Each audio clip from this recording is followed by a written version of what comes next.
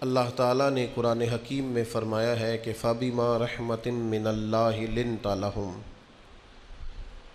فرمایا اے محبوب علیہ السلام، اللہ کی کیسی رحمت ہوئی ہے کہ آپ اپنے غلاموں کے لیے نرم دل ہو گئے۔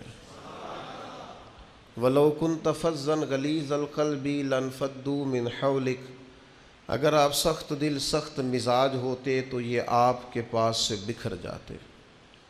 اللہ تعالیٰ نے نبی پاک علیہ السلام کو ہنستا، مسکراتا، دمکتا، کھلا ہوا اور رحمتیں اور نعمتیں بکھیرتا ہوا چہرہ والضحیٰ عطا فرمایا۔